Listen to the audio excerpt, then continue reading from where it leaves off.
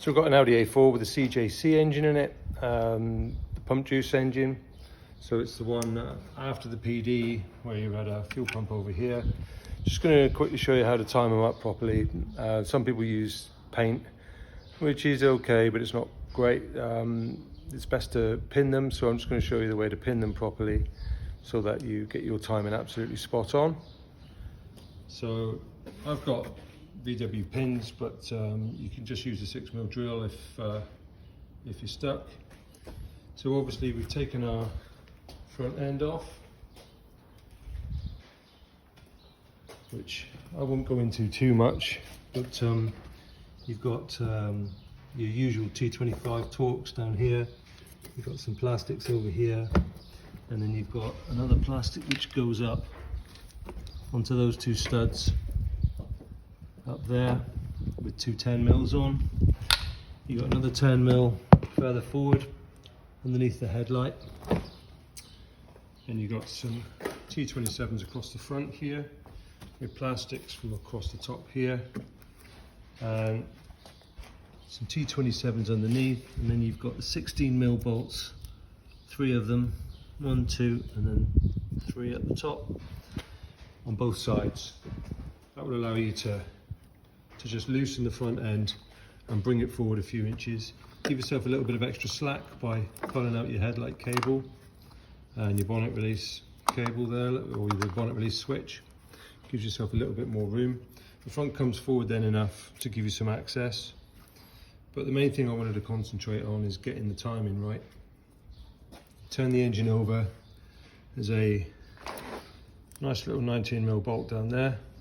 Turn the engine over, and at about 7 o'clock on this pulley, you look through this hole here and you will see a hole which is machined into the aluminium of the head line up with the hole in the front of the camshaft. So they're very precise. You might have to jiggle it backwards and forwards, but you get that pin in there. And then you do the same over here with this.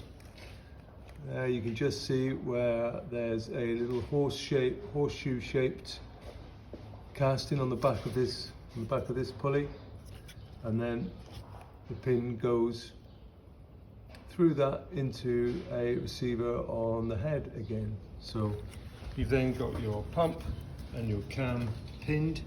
The last thing you want to do is lock your crank in place. So the first thing you have to do is release this 13mm, this one and this one.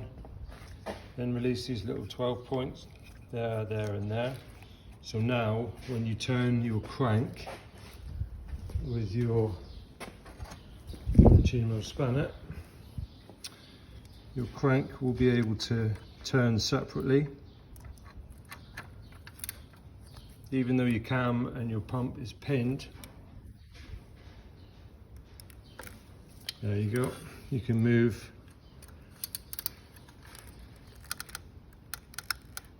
You can move the crank backwards and forwards on these elongated holes. That then will allow you to get your VW crank locking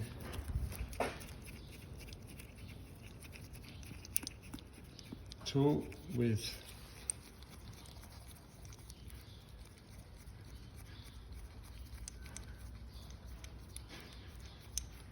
a little liner up, little arrow there. So it's important that you line that up with an arrow that is on the front of the pulley. You can see that machined mark there.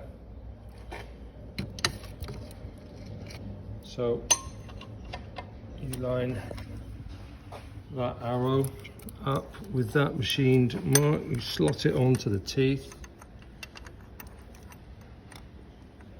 onto the crank.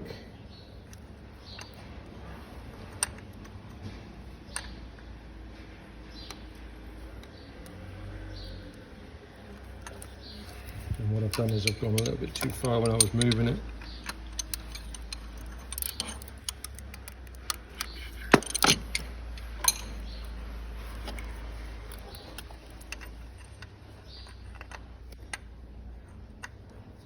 So you slot that, and that little pin there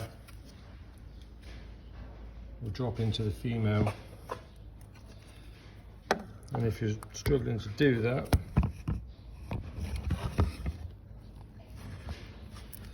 because usually the belts stretch and you get a little bit of movement, you can just get your 19 mil, turn it until that locates in. And then what you do is you just do a double check, get a little piece of mirror and double check with your mirror that those marks line up. So now you know you've got your crankshaft locked in the correct place, you've got your camshaft, you've got your pump locked. Then you can go ahead and undo your 15 mil to release the tension, take the belt and the pulleys off, replace them all, knowing that everything will be nice and tight and where it ought to be. And then in the reverse, you tension your belt first, allow these to take up the slack, and then you tighten those up last. Easy.